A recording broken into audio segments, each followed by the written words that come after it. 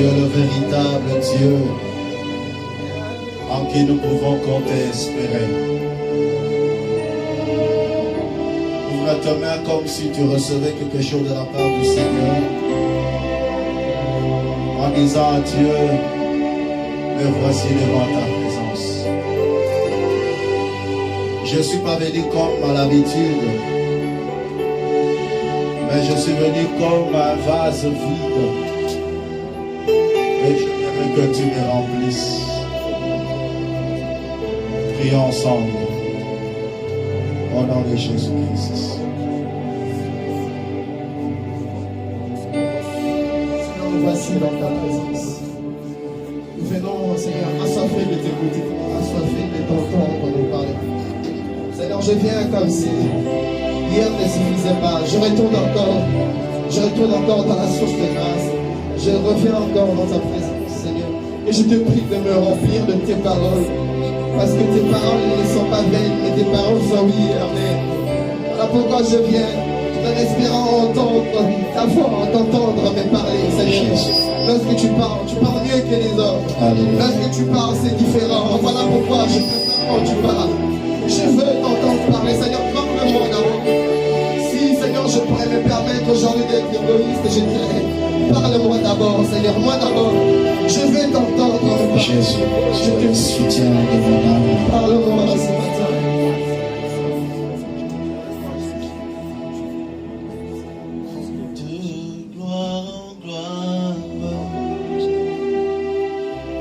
De gloire en gloire, tu m'emmènes.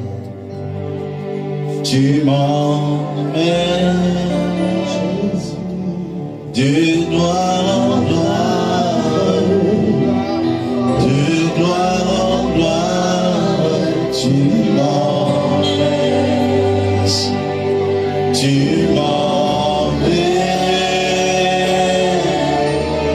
dans le profond de ta sainteté, tu m'emmènes. Tu m'emmènes.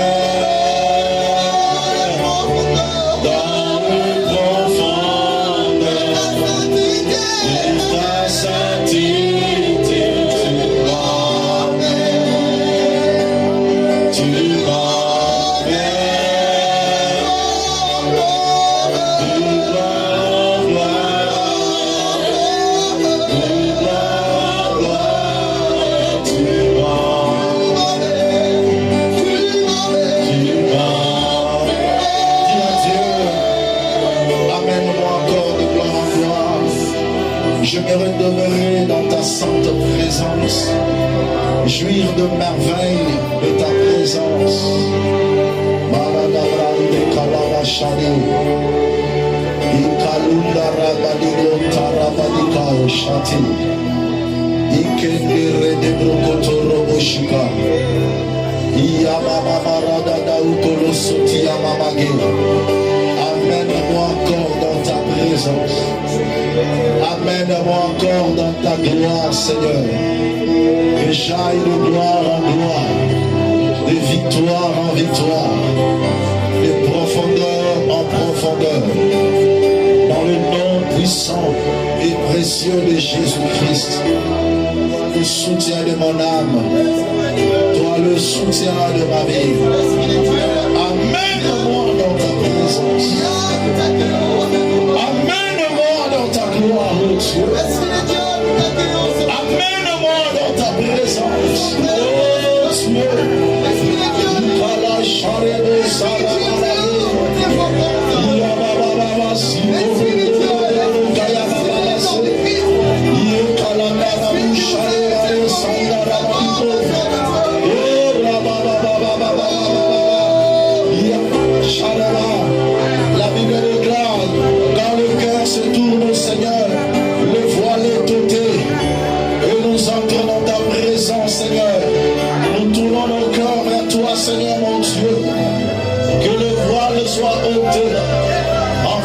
nous entrons dans ta gloire, afin que nous expérimentons ta gloire. Nous ne faisons pas comme Moïse, qui mettait un voile sur son visage, pour que les enfants d'Israël ne fixassent pas le regard sur la gloire, croient que cette gloire fut passagère. Mais aujourd'hui, nos cœurs sont en Christ, le voile est ôté, et nous contemplons comme dans un miroir la gloire de Dieu, la gloire de Dieu. Amène-moi dans ta gloire, laisse-moi demeurer dans ta gloire, laisse-moi jouir de merveilles de ta gloire. Ce matin, Seigneur, nous voulons voir ta gloire dans chaque domaine de notre vie. Nous voulons expérimenter ta gloire dans nos familles, dans nos santé, dans nos relations. Nous voulons voir ta gloire.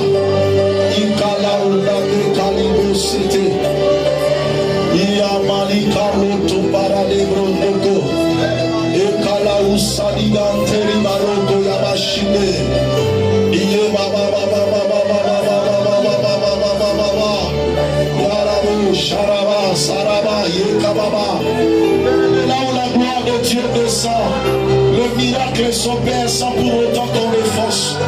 Là où la gloire de Dieu descend, le bénéficiaire de la gloire de Dieu devient intouchable. Là où la gloire de Dieu descend, le bénéficiaire de la gloire de Dieu devient infaillible. Tout te sera soumis à cause de la gloire de Dieu. Les sorciers vont soumettre devant toi à cause de la gloire de Dieu. Les féticheurs, les démons vont se soumettre devant toi à cause de la gloire de Dieu. Alléluia. Alléluia.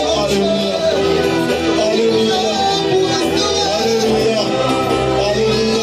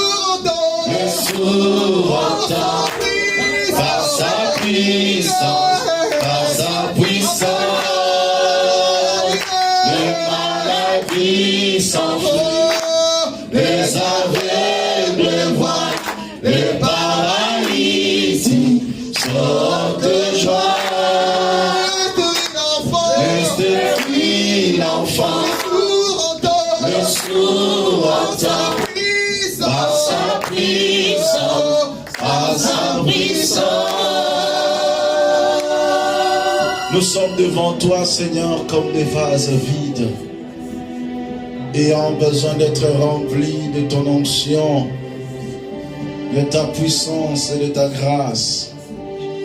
Viens nous visiter encore ce matin, Jésus. Nous te désirons de tout cœur. Nous avons besoin de toi, Seigneur. Nous avons besoin de ta sainte présence. Nous avons besoin de ton esprit. Puisse nous animer, Jésus, du début jusqu'à la fin. Et cet enseignement soit des nôtres. Il est écrit, aucune parole de l'écriture ne peut être l'objet d'une interprétation personnelle. Mais c'est poussé par l'Esprit de Dieu que nous parlons de ta part. Père, prends la direction et le contrôle de toutes choses. Nous t'acclamons, Seigneur. Nous t'acclamons, roi de gloire.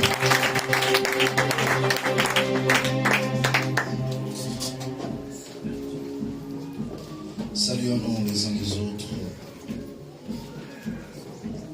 Déclare une parole de bénédiction à ton frère, à ta sœur. Dieu nous a accordé le souffle de vie. Dieu nous a accordé la force. Nous rendons grâce à Dieu pour cela. Amen.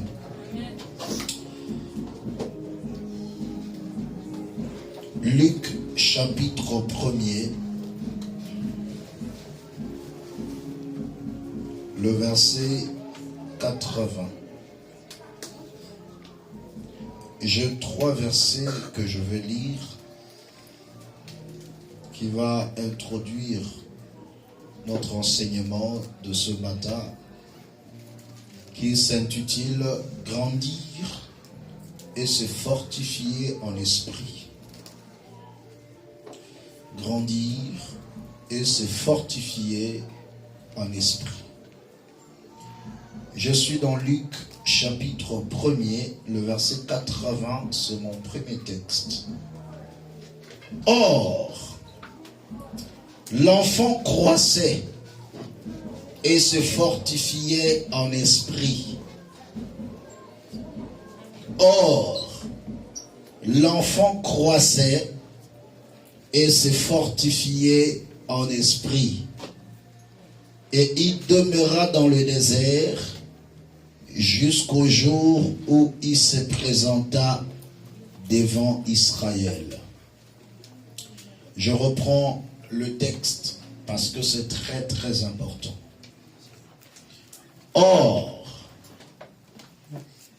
l'enfant croissait et se fortifiait en esprit, et il demeura dans les déserts jusqu'au jour où il se présenta devant Israël. Le premier texte nous parle de Jean-Baptiste. Deuxième texte, Luc chapitre 2, le verset 40. Luc chapitre 2, le verset 40. Vous allez sentir que c'est comme si c'est le même chose qu'on dit pour ces deux personnages complètement différents. Luc chapitre 2, verset 40. Or, l'enfant croissait et se fortifiait. Il était rempli de sagesse et la grâce de Dieu était sur lui. Je reprends. Or, l'enfant croissait et se fortifiait. Il était rempli de sagesse et la grâce de Dieu était sur lui. Dans le deuxième texte, ce n'est plus la même personne. Là, on parle de Jésus-Christ. Dans Luc 1,80, on parlait de Jean-Baptiste. L'enfant croissait et se fortifiait en esprit. Il demeura dans le désert jusqu'au jour où il se présenta devant Israël. Mais Luc 2,40, là on parle maintenant de Jésus. Or, l'enfant croissait et se fortifiait. Ce sont là les deux verbes qui m'intéressent beaucoup. Croissait et se fortifier. Je vais prendre le troisième texte. Le troisième texte, c'est dans Actes des Apôtres au chapitre 9, le verset 22. Actes des Apôtres, chapitre 9, le verset 22. Il est écrit: cependant, Saul s'est fortifié de plus en plus, et il confondait les Juifs qui habitaient Damas, démontra que Jésus est le Christ. Je reprends. Cependant, Saul s'est fortifié de plus en plus, et il confondait les Juifs qui habitaient Damas, démontra que Jésus est le Christ. Parole du Seigneur. Il y a trois personnages que je tirais parmi tant d'autres qui vont être le socle de notre enseignement de ce matin, intitulé, je reprends encore, grandir et se fortifier dans l'esprit ou en esprit. On nous parle premièrement de Jean-Baptiste, après on nous parle de Jésus, où on définit la croissance de ces deux personnages. Il croissait, il grandissait et il se fortifiait. Il y a deux termes que je vais expliquer. Je vais expliquer d'abord d'une manière naturelle, d'une manière, si je peux dire en français. Et après, on va entrer dans une dimension de la révélation. Grandir veut dire plusieurs choses. Plusieurs expressions que je vais donner ici. Plusieurs mots ou verbes similaires, mais qui sera en rapport avec notre enseignement de ce matin. Grandir veut dire augmenter. Grandir veut dire augmenter. Grandir s'explique par l'augmentation.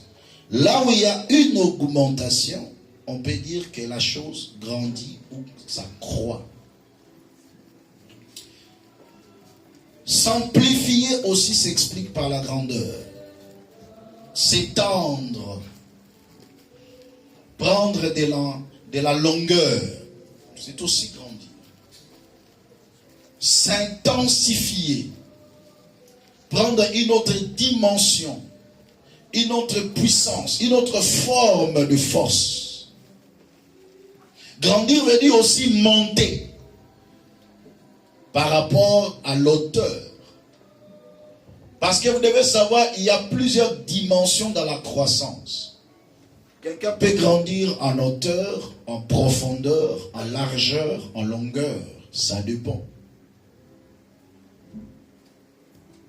Mais bref, grandir veut dire devenir plus grand. Tu as une taille, par exemple, tu mesures 1 mètre. Si le lendemain on te voit, tu as 1,50 m, on dira que tu as grandi. Ça dit que tu es devenu plus grand par rapport à la manière dont on t'avait connu. Mais la Bible nous dit que ces enfants croissaient. C'est un impératif. L'impératif démontre une action habituelle. À chaque fois que dans une phrase, vous voyez une phrase est conjuguée en, qu'est-ce que j'ai dit? À l'imparfait, excusez-moi. Parce que l'impératif démontre l'ordre. L'imparfait. Alléluia. Heureusement, le Saint-Esprit est là pour corriger le français. La grammaire. Je parlais plutôt de l'imparfait. Quand on dit l'enfant croissait, donc l'imparfait montre un caractère d'habitude. C'est-à-dire, cet enfant avait l'habitude de grandir, de croître. Voilà pourquoi on dira l'enfant croissait. La croissance, c'est une variation positive et durable. Lorsqu'on parle de la croissance, c'est qu'il y a une variation positive Mais cette variation positive est durable. Ça dit qu'une personne qui a déjà grandi ne peut plus retourner. Il y a une certaine stabilité dans la croissance. Lorsqu'on dit l'enfant croissait, c'est qu'il y avait une stabilité. Il y avait une croissance, une progression positive et durable. Ça dit si aujourd'hui je nais, ou lorsque j'étais né, j'avais peut-être quelques centimètres. Après 1 mètre, 1m50, 1m80 ou 1m90, je continue à croître. Et là, on pourra dire l'enfant croissait. Mais on dit il croissait en esprit. D'où ça n'a rien à voir avec la croissance physique. Deuxième élément. L'enfant croissait et faisait encore quoi? Se fortifier en esprit. Or, l'enfant croissait et se fortifier. Se fortifier veut dire devenir plus fort. Si grandir veut dire devenir plus grand, se fortifier veut dire devenir plus fort. Plus résistant. Se fortifier veut dire s'armer. C'est-à-dire revêtir des armes. Devenir puissant parce que tu es revêtu des armes. Se fortifier veut dire encore s'affermir. Ou encore se renforcer. Je vous ai défini ces deux termes pour vous amener quelque part à la compréhension de l'enseignement d'aujourd'hui. Est-ce que nous sommes ensemble? Voilà maintenant là où nous allons. Vous devez savoir que tout ce qui a la vie ou tout ce qui vit doit connaître la croissance. Si aujourd'hui on parle de la vie chrétienne, c'est une vie qui doit être vécue, d'où la croissance est impératif. Si l'homme est un esprit, où la Bible déclare en réalité dans l'homme c'est l'esprit, le souffle du Tout-Puissant qui nous donne l'intelligence. Donc l'esprit de l'homme doit connaître la croissance. Or l'enfant croissait et se fortifiait en esprit. Tu dois savoir que le jour où tu as reçu Jésus dans ta vie comme Seigneur et Sauveur, tu es né de nouveau. On appelle la nouvelle naissance. Ça n'a rien à voir avec le physique, c'est le spirituel qui est né. Ton esprit est encore bébé. Mais cet esprit doit connaître la croissance. Cet esprit doit grandir. Et cet esprit doit se fortifier. Pourquoi?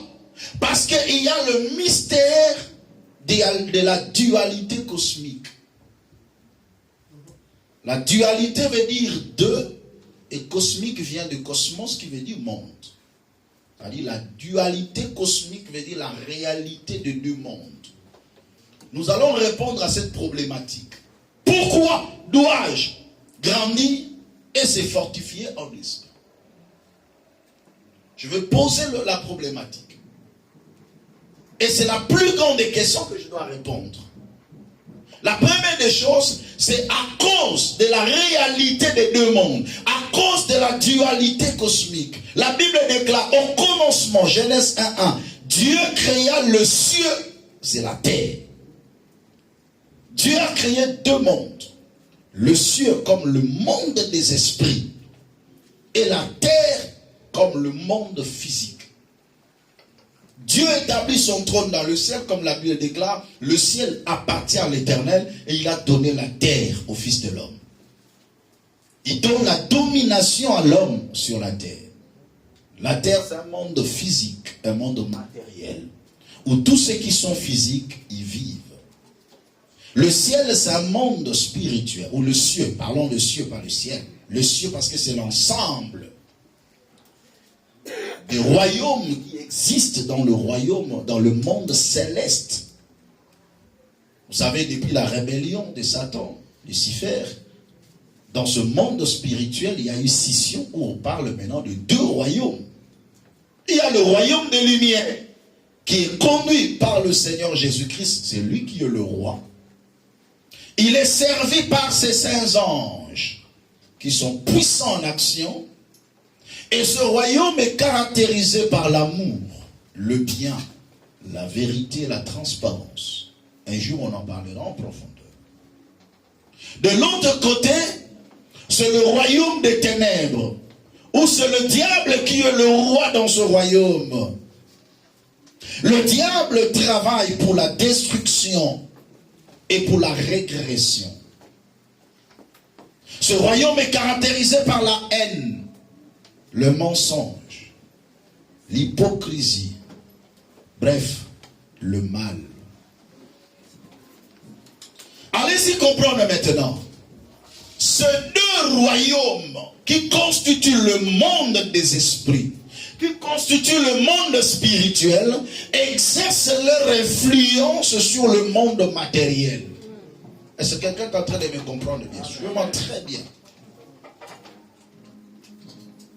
Ces deux royaumes, le royaume des lumières et le royaume des ténèbres, exercent leur influence. Sur quoi? Sur le monde matériel.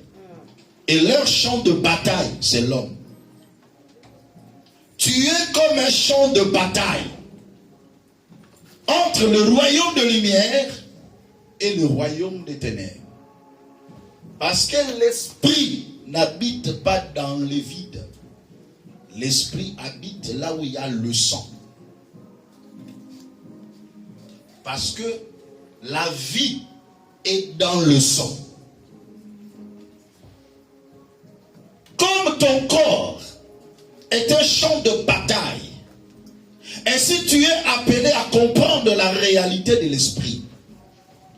Le monde spirituel gouverne le monde physique. Et aucun jour, le monde physique pourra avoir de l'autorité sur le monde spirituel. Jamais. Parce que ça fait partie des principes. C'est le spirituel qui gouverne le physique. Et vous devez retenir encore que l'intensité de l'action de l'esprit affecte le physique d'une manière claire et visible. Je reprends encore. L'intensité de l'action de l'esprit qui envahit l'esprit de l'homme affectera son corps d'une manière claire et visible. C'est-à-dire quoi? Lorsqu'il y a une action de l'esprit, cette action de l'esprit va attaquer d'abord ton esprit ou envahir ton esprit. S'il parvenait à envahir ton esprit, ainsi l'intensité de cette action maintenant va affecter le corps. Et le corps le sent d'une manière claire et visible. Est-ce que quelqu'un comprend bien? Amen. Je vais donner un exemple. Si aujourd'hui, on jette un sort, une maladie dans la vie d'une personne,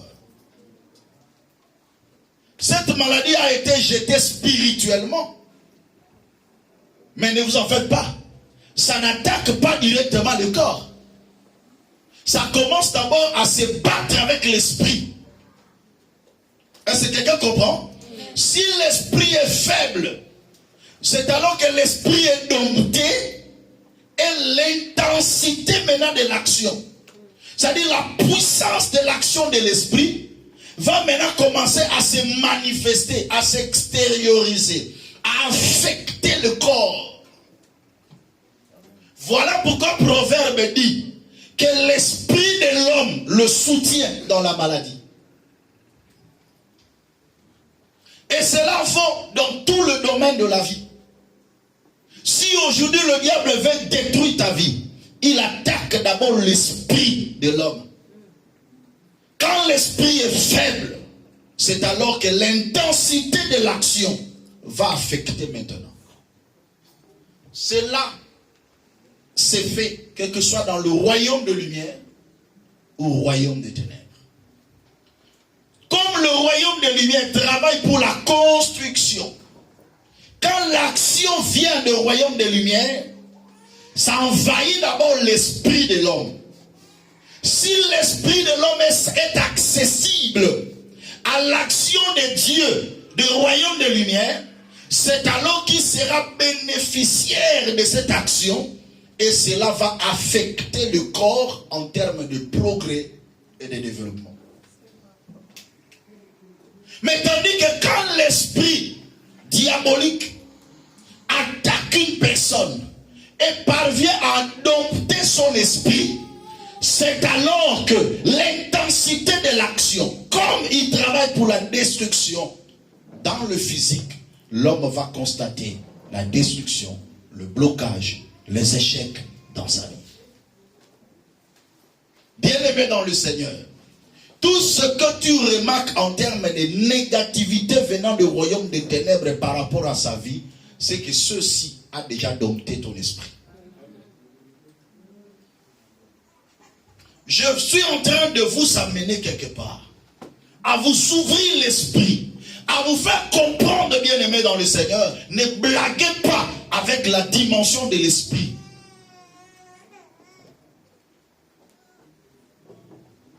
Celui qui est faible en esprit est victime des spirituels. Je reprends. Celui qui est faible en esprit sera victime des actions spirituelles. La question se pose. Quelle est ta dimension spirituelle?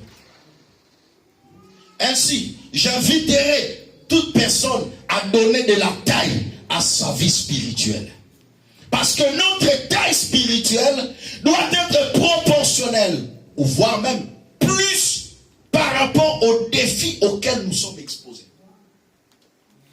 Par rapport au combat auquel nous sommes exposés. Bien-aimés, beaucoup d'enfants de Dieu demeurent dans l'ignorance.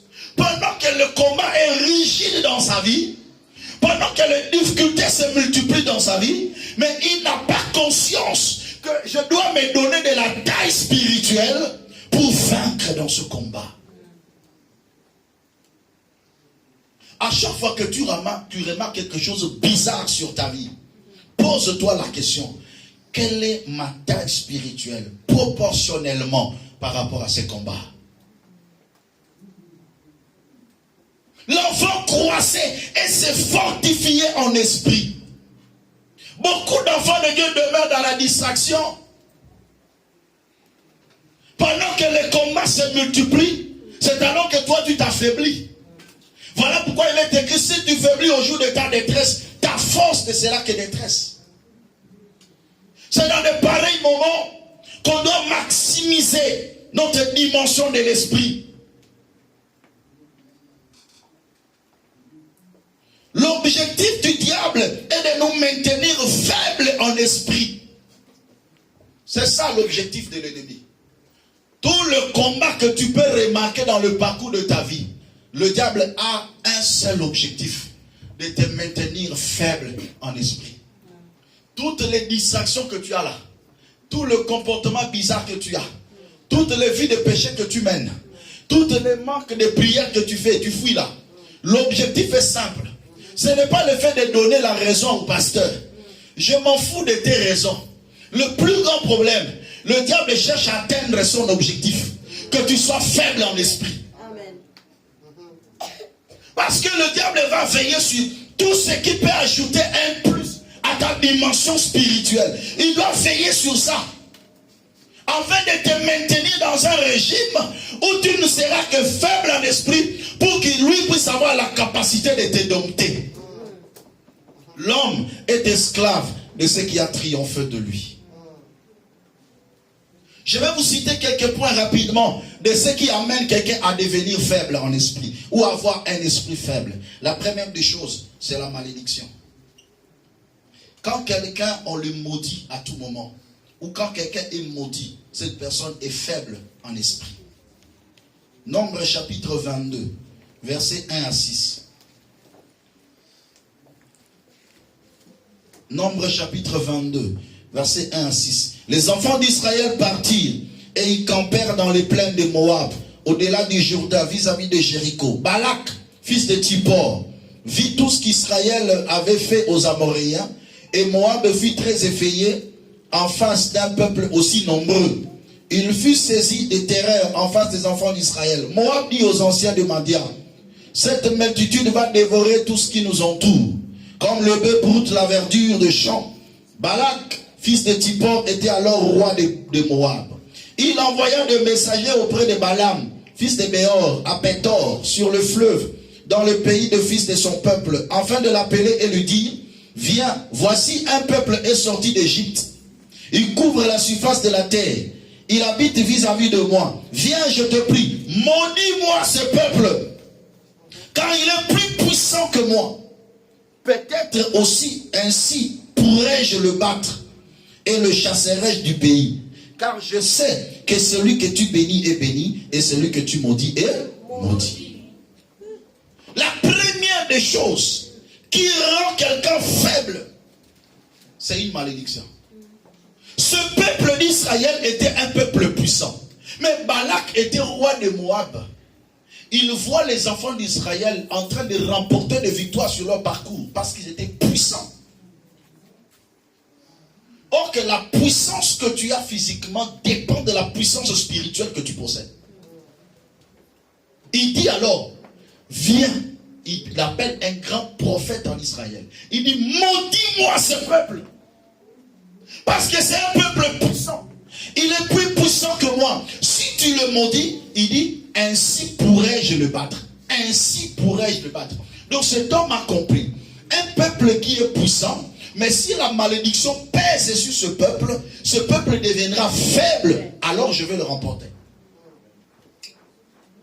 Beaucoup de gens sont faibles en esprit parce qu'il y a des malédictions qui pèsent sur eux. Si une malédiction pèse sur ta vie, cette malédiction te rendra faible. Parce qu'il y a un principe. Il y a beaucoup de gens qui se cachent derrière un verset qui dit la malédiction sans cause n'a point de fait. Mais une personne qui connaît la dimension spirituelle doit comprendre ensemble avec moi. La malédiction sans cause n'aura point de fait si ton esprit est grand par rapport à celui qui t'a maudit. Mais si ton esprit est faible par rapport à celui qui t'a maudit, même s'il n'y a pas de cause, cette malédiction va s'accomplir. Parce que c'est la bataille des esprits.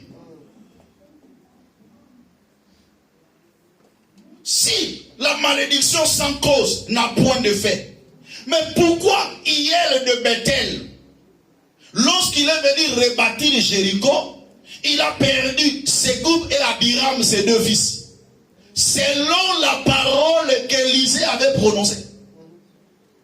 L'histoire est simple. Lorsque Dieu a donné Jéricho aux enfants d'Israël, ils ont détruit Jéricho. Josué a maudit Jéricho. Il dit, maudit soit devant l'Éternel et Jéricho. Toute personne qui se lèvera pour bâtir Jéricho, il payera le prix de son premier-né lorsqu'il va poser seulement le fondement. Et quand il va terminer, son grand fils va mourir. Donc ça dit, la personne qui viendra rebâtir Jéricho perdra 2 enfants. La malédiction planait sur Jéricho. Mais un homme de bon cœur, Hiel de Bethel, son nom c'était Hiel, il venait de Bethel. Ok, Bethel c'est la maison de Dieu. En réalité, c'était un enfant de Dieu. Il est venu pour rebâtir Jéricho. Mais lorsqu'il pose le fondement, Abiram est mort. Quand il termine, Ségoub est mort. Pourquoi? Parce que celui qui a maudit avait un esprit supérieur que lui. Ainsi aussi, une malédiction pour que ça soit ôté, il faut 2 réalités. Soit la personne qui prie pour toi doit avoir un esprit supérieur par rapport à celui qui t'a maudit, ou toi-même, tu te donnes de la taille spirituelle et ton esprit devient plus fort que celui qui t'a maudit. Amen. Ainsi, je prophétise et je déclare, tu ne sortiras pas de ces lieux sans pour autant que tu aies un esprit supérieur par rapport à celui qui t'a maudit. Amen. Il est temps que les enfants de Dieu grandissent. Il est temps que tu te donnes de la taille spirituelle. Amen. Il est temps que tu te fortifies en esprit. Amen. Que tu t'armes, que tu te renforces, que tu t'affermisses en esprit. Deuxième élément qui te rend faible en esprit, c'est le péché. La vie du péché te rend faible en esprit. Dans Genèse 3, c'est plus simple. Quand quelqu'un marche dans le péché, il marche selon la chair. Et dans Genèse 3, 14, Dieu, en maudissant le serpent, il dit, tu marcheras sur ton ventre. Tu nourriras de la poussière. Dieu donne au serpent la poussière comme nourriture. Cependant, la poussière fait partie de l'ingrédient majeur de l'homme. Pour que Dieu crée l'homme, il a pris la poussière. Voilà pourquoi il dit à l'homme, tu es poussière, tu retourneras poussière. Et comment Dieu dit au serpent, tu mangeras de la poussière? En réalité, Galates chapitre 5, verset 16, il est écrit, marchez selon l'esprit et vous n'accomplirez pas les désirs de la chair. Quand quelqu'un marche selon la chair, il devient poussière. Automatiquement, il devient la proie de l'ennemi. Une personne qui marche dans le péché, son esprit devient faible et le diable a l'autorité sur lui. Parce que celui qui te dévore, c'est qu'il est plus puissant que toi. Et parmi les choses qui rend l'homme de plus en plus faible et rapidement faible, c'est le péché. Le péché fait partie des éléments importants à craindre. Il y a d'autres qu'il faut fuir. Il y a d'autres qu'il faut vraiment prier pour que le Seigneur te fasse grâce. Troisième élément qui nous rend faibles, c'est le sommeil spirituel. L'objectif aussi de l'ennemi, c'est de te rendre faible en esprit par le sommeil. Luc chapitre 22, versets 45 à 46. Et puis je vais entrer maintenant dans le remède. Luc chapitre 22, versets 45 à 46. Les Saintes Écritures déclarent, après avoir prié, là c'est le Seigneur, il s'éleva et vint vers les disciples qu'il trouva endormis de tristesse. Et il leur dit, pourquoi dormez-vous? Levez-vous et priez, afin que vous ne tombiez pas en tentation. Levez-vous et priez. Pourquoi vous dormez? Levez-vous et priez. Le sommeil spirituel te fera tomber dans la tentation.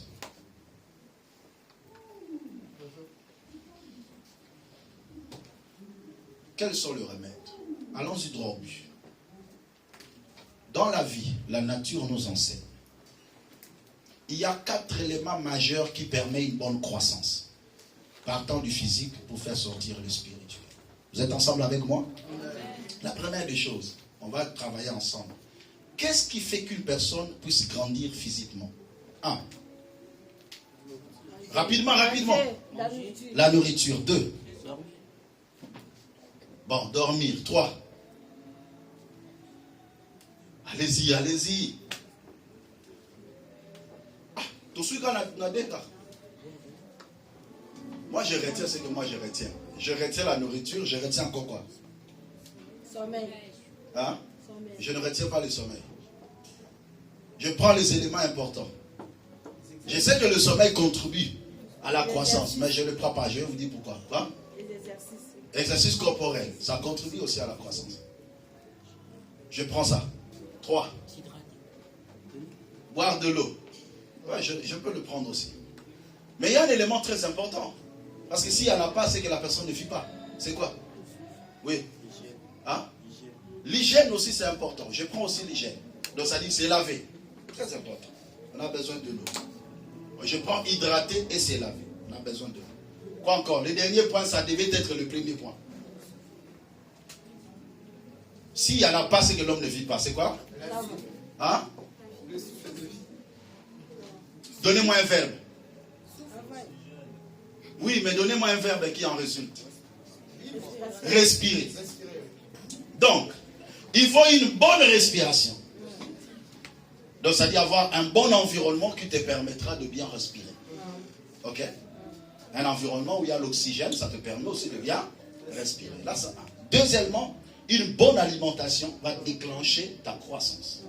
Troisième élément, une bonne toilette. Quand je parle de toilette, je prends tout ensemble. L'hygiène, tout ça, c'est laver, tout ça, je prends ça. Et puis le dernier point, une bonne discipline corporelle. Ces 4 éléments importants sont des éléments incontournables ou très très importants pour la croissance. Parce que lorsque je parle de la discipline corporelle, je peux mettre aussi en place le fait de faire des exercices corporels, dormir suffisamment, tout ça, ça fait partie. Est-ce que vous êtes ensemble avec moi?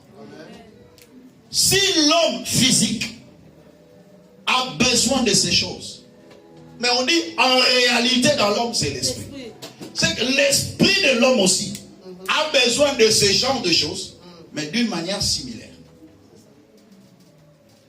Vous êtes d'accord avec moi? Amen. Voilà pourquoi le jour où le Seigneur a rencontré le diable, qui lui propose de transformer le pain, la pierre en pain, il lui répond, il dit l'homme ne vit pas de pain seulement. Donc le pain est important, mais pas seulement. Parce que la constitution d'un homme, c'est pas seulement la chair. Nous prenons soin de notre chair, mais nous ne prenons pas soin de notre esprit. Nous nous battons pour alimenter notre corps, mais on ne se bat pas pour alimenter notre esprit. Je commence avec la première des choses. Une très bonne alimentation fera que tu puisses connaître la grandeur, la croissance. C'est la parole de Dieu. Amen. La parole de Dieu se donne alimentation. Combien de gens aujourd'hui, s'ils ne mangent pas, il est nerveux? Donc on m'a à 15 heures, nous allons tout. Pourquoi? Parce qu'il n'a pas mangé. Oso fioto la nani pour ba pekisio ta na Bible. Que ce livre de la loi ne s'éloigne pas de ta bouche. De la même manière que tu manges jour et nuit, médite-les aussi jour et nuit.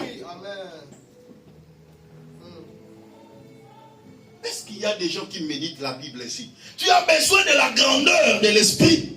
Tu as besoin de vaincre des malédictions. Tu as besoin de remporter des combats de ta vie. Mais aucun jour tu prends la Bible, tu ouvres toi-même personnellement, sans pour autant qu'on t'envoie, et tu médites la parole de Dieu. Et la Bible déclare, nous devons le faire nuit et jour, parce que c'est ça notre alimentation. Comment tu peux espérer grandir si tu ne manges pas?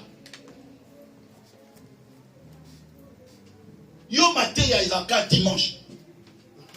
Yo Bible fongola moka dimanche. Quand tu viens à l'église, parfois tu ne viens pas aussi avec la Bible. Ouvrez seulement la Bible. Et là, la Bible n'est pas propre. Des poissons bas. Tellement que si mangora. Mais ce sont ce genre de personnes que le diable est en train d'anéantir par rapport à leur esprit. Pourquoi? Parce que tu es faible.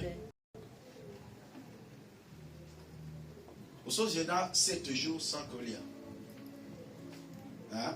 Qui a déjà fait un jeûne de 7 jours? Hein? Qui a déjà fait un jeûne de 7 jours sans manger ici? Ah, non, vous dire, il faut tout ça, jeûne, on est fait. Alléluia. Quand tu jeûnes 7 jours sans manger, le corps devient faible. Premier jour, tu souffres. Deuxième jour, tu souffres davantage. Troisième jour, tu souffres davantage. Et à partir du 4e jour, ça devient normal. Le corps, c'est comme ça. Tu vas sentir seulement la faiblesse, mais tu n'auras plus faim. Et tu pars comme ça. Donc tu vas souffrir seulement les 3 premiers jours. Mais le plus grand problème, c'est quoi? Le corps devient faible, inoffensif. c'est ce qui se passe aussi dans ton esprit. Ton esprit souffre de la crise de la parole de Dieu. Voilà pourquoi la Bible déclare que la parole de Dieu habite à vous abondamment.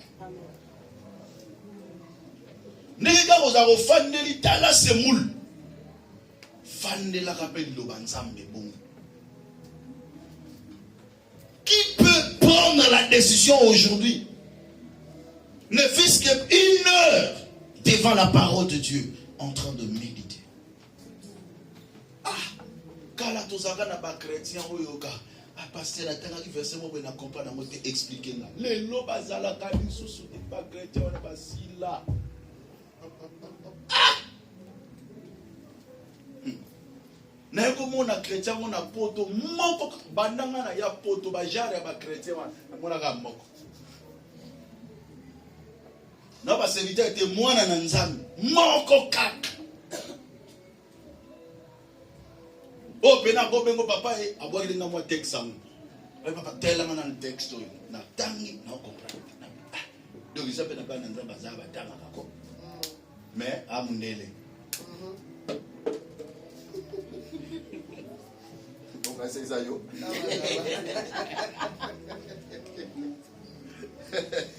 Alléluia. Amen. C'est très important. 1 Pierre chapitre 2 verset 2 à 3. C'est un enseignement, il faut prendre de versets, c'est important. 1 Pierre chapitre 2, verset 2 à 3. Désirez comme des enfants nouveau-nés le lait spirituel et pur, afin que par lui vous croissiez pour le salut. Amen.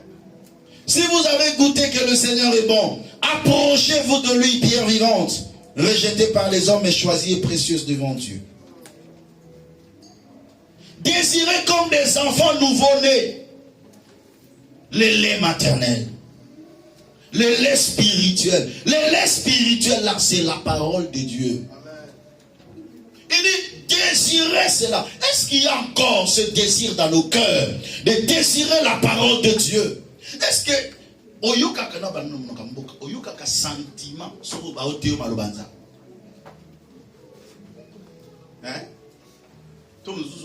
Papa beta beta on va rapide quand on kende. Allez va passer à timing, à timulaï. Mais non, un enfant de Dieu doit désirer la parole de Dieu. Amen. Un enfant de Dieu doit écouter la parole de Dieu. Amen.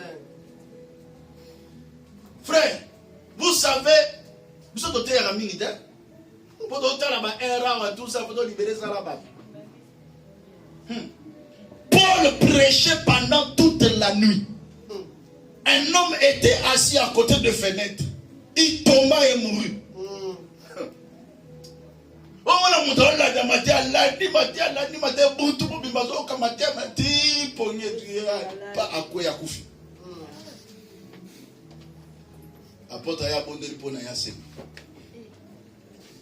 C'est dans la parole de Dieu. Il a prêché, il parla pendant toute la nuit. Mais il y a 30 minutes avant que Naki, Kala. Sommeil spirituel et la nuit. Une bonne alimentation, très important. Voilà pourquoi nous devons grandir, même en ce qui concerne la parole de Dieu. Dites Amen très fort. Amen.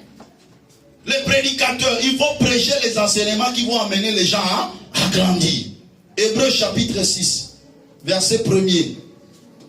La Bible déclare, c'est pourquoi, laissant les éléments de la parole de Christ, tendons à ce qui est parfait, sans poser de nouveau le fondement sur le renoncement aux œuvres mortes, de la foi en Dieu, de la doctrine des baptêmes, de l'imposition de mains, de la résurrection des morts et du jugement éternel. C'est ce que nous ferons si Dieu le permet. Mais tendons à ce qui est parfait. Permettez-moi de vous amener dans la profondeur de l'enseignement. Mais pour que nous puissions entrer dans la profondeur de l'enseignement, il faut que les gens quand même comprennent les premiers rudiments des oracles de Dieu.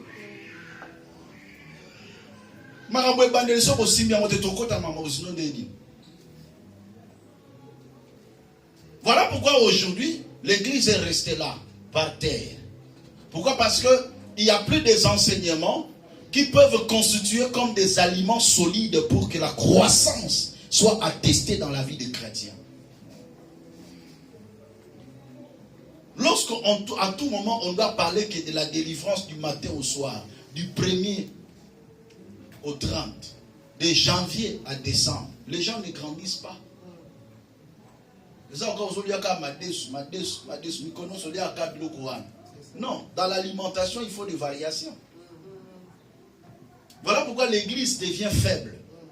Parce que les enseignements sur la délivrance sont les premiers enseignements pour des nouveaux venus.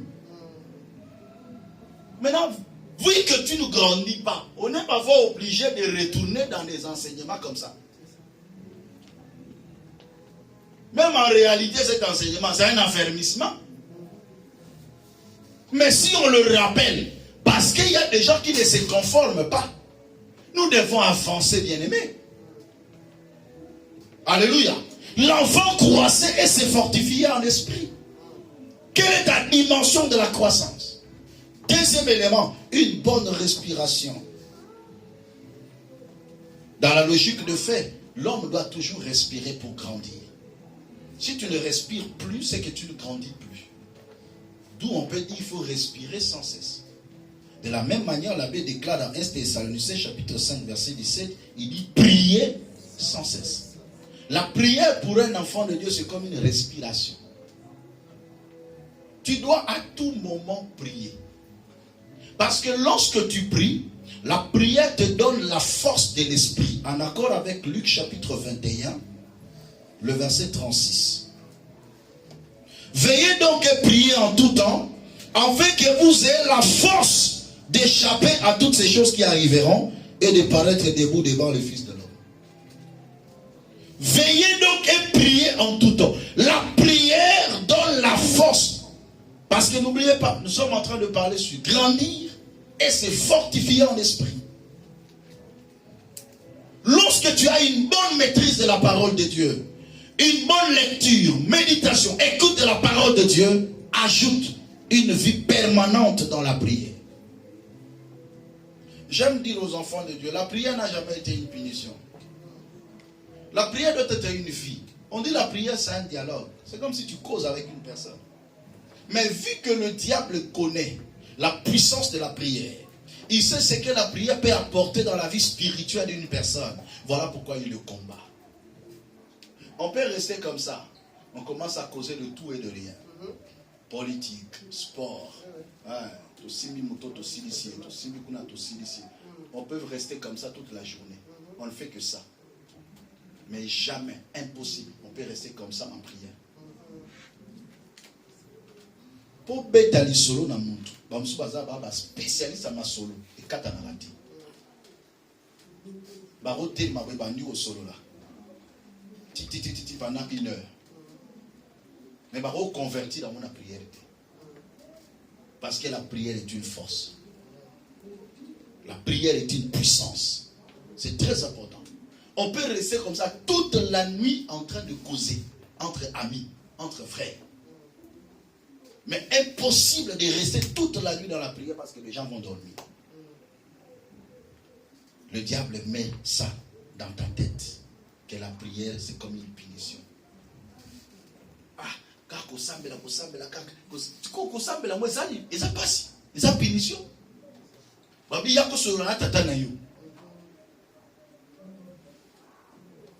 Dans le monde des esprits, quel que soit le royaume des ténèbres et le royaume de lumière, seule la prière est le canal par excellence que le physique entre en contact avec le spirituel. Et c'est par la prière que le physique tire la puissance dans le spirituel. Nganga asambelaka. Agobele la satana po pesa nini? Nguya. De la même manière biso pe to sambelaka. Potobe la nzambe apesa biso nguya. Donc au travers de la prière, tu vas intensifier ton esprit pour que tu puisses faire face au diable. Sans Dieu, tu ne peux rien faire. La Bible le dit. Basu Satan basu okukati même atoza mwana nzambe okukati. Il faut nzambe azala na yo. Siko eloko esala ke nzambe azala na yo, esprit na yo ekemba eza lusambo. Tala muninga bisi kuma bisambela sambela.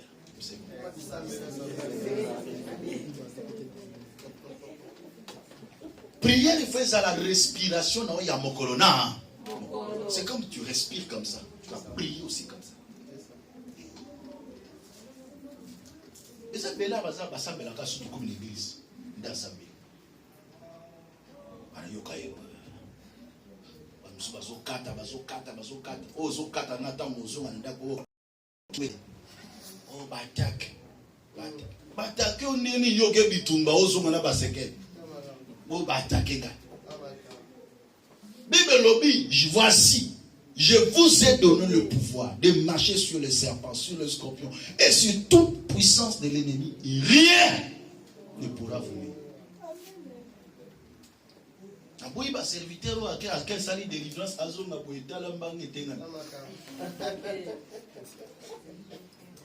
oh représailles, retour. Retour aux joyauté. Parce qu'on a blindé. Dites amen très fort. Amen. Voilà. C'est ça la vérité. Quand quelqu'un est allé chasser les esprits et les esprits les poursuivent, c'est que c'est la race des fils de Séva. Les 7 fils de Séva, ils ont pris un démoniaque, ils l'ont mis là. Nous te chassons au nom de Jésus que Paul prêche. La prière était correcte. Hein? Mais les démons sont sortis, dit, nous connaissons Paul, nous connaissons Jésus, mais vous, identité spirituelle dans notre bâti, taille spirituelle dans notre zaki.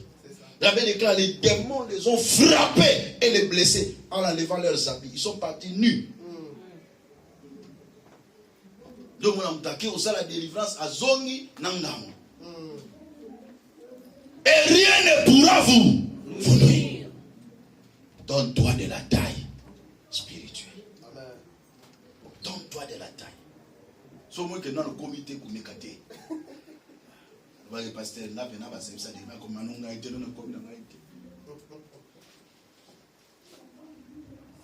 On est ensemble? Troisième point. Une bonne toilette.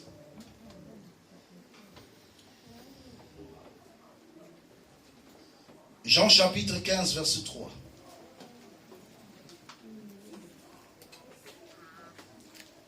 Jean chapitre 15, verset 3. La Bible déclare: déjà vous êtes purs à cause de la parole que je vous ai annoncée.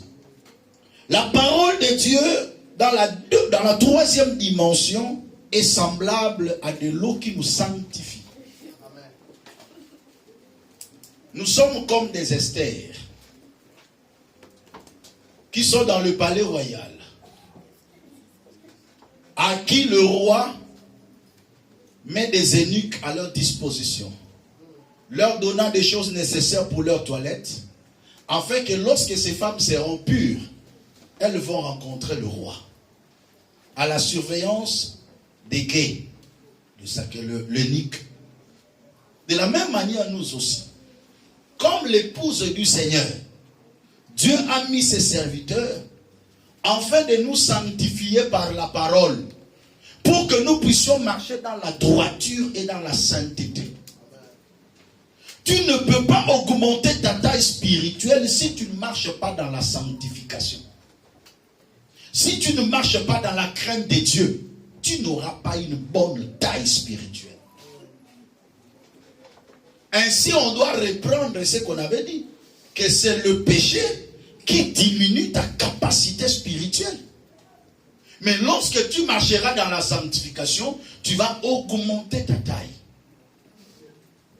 Une bonne maîtrise de la parole de Dieu, dans la lecture, dans l'écoute, une bonne vie de prière, suivez cela avec attention soutenue. Faites un programme de prière. Un programme de prière personnel. Un programme de méditation. Est-ce que les lois à la rappel na batu bena que non ba yo tala yo olobi que non oza na prière soit bose langai. Est-ce que quelqu'un est en train de comprendre? Est-ce que ça se fait aujourd'hui? Non, de ce côté-là, moi, j'aime les musulmans de ce côté. Parce qu'un musulman, même s'il est en train de vendre dans son magasin, si c'est l'heure de prier, il ferme. Il va prier. Il accepte de perdre. Hein? Il accepte de perdre ça. Mais il va aller prier. Après, il viendra. Il ouvre encore. Est-ce qu'aujourd'hui, on a encore des chrétiens qui sont capables de se sacrifier de ces gens? La sainteté, la droiture, c'est très important. Et je vais clôturer cet enseignement. Je le continuerai peut-être dans les prières matinales. Et ça sera une bénédiction pour nous tous. Parce que là, je vais entrer vraiment dans les détails, dans la profondeur. Je vais terminer par la discipline corporelle. 1 Corinthiens chapitre 9, à partir du verset 24. C'était un enseignement, c'était important que je vous donne des grandes lignes. 1 Corinthiens chapitre 9. Je commence à partir du verset 24. La Bible déclare jusqu'au verset 27. Vous êtes ensemble avec moi? Amen. Ne savez-vous pas que ceux qui courent dans le stade courent tous, mais qu'un seul remporte le prix? Courez de manière à le remporter. Tous ceux qui combattent s'imposent toute espèce d'abstinence, et ils le font pour obtenir une couronne corruptible. Mais nous, faisons-le pour une couronne incorruptible. Moi donc, je ne cours non pas comme à l'aventure. Je frappe non pas comme battant l'air, mais je traite durement mon corps.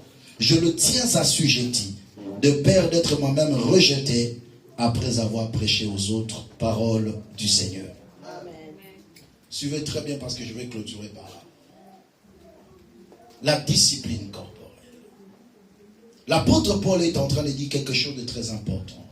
Il est en train de comparer la vie chrétienne avec ceux qui courent, avec des athlètes. Il dit ceci: ceux qui courent dans le stade, ils courent tous, mais il dit un seul remporte le prix. Un seul remporte le prix. Mais il dit courez de la manière à le remporter. Mais que font ceux qui remportent le prix? La Bible déclare ils s'imposent toute espèce d'abstinence. C'est-à-dire ils se privent de certaines choses. Pourquoi? Parce qu'ils ont les yeux fixés sur la victoire, sur le prix. Le salut est devant nous. Nous devons remporter des grandes victoires dans les batailles de vie. Mais il y a des choses que nous devons nous abstenir. Un athlète, par exemple, ne peut pas manger beaucoup de piment pour garder son souffle. Même Matali Bosso Makos, on y un cabon. Sans piment. Qui dit Amen? Amen. Pourquoi? Parce qu'il s'est dit non. Je dois conserver mon souffle pour remporter le prix. Nanimi sentiment kita. Maintenant, soit pris. Nanimi na perdre nan loco. Mais pour remporter le prix. Et la Bible déclare, le prix qu'il remporte, ce sont des couronnes corruptibles. Mais nous, les enfants de Dieu, c'est pour une couronne incorruptible. Toi, tu le fais pour la victoire de ta vie. Tu le fais pour ton mariage. Tu le fais pour tes enfants. Tu le fais pour ta stabilité. Est-ce que le logo kanga motemate oboya osala le sumo lelo polobi okoma mutumune? C'est ça la plus grande question. Est-ce que tu ne peux pas t'abstenir de certaines choses aujourd'hui pour que demain tu sois une grande personne?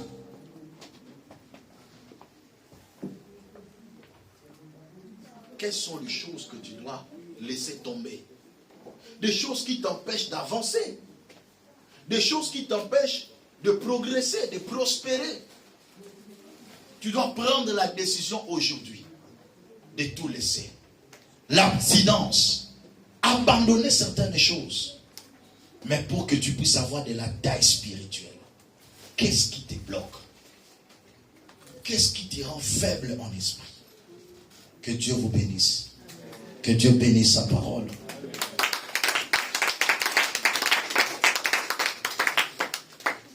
Baissons nos têtes.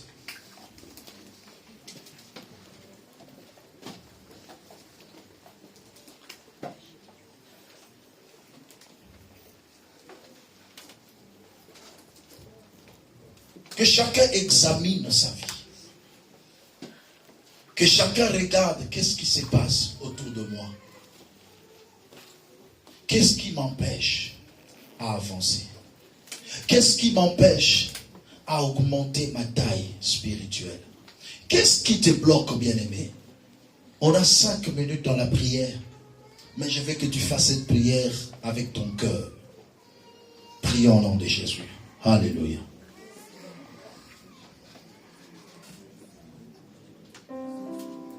Je n'ai pas 2 ou 3 sujets de prière à te donner.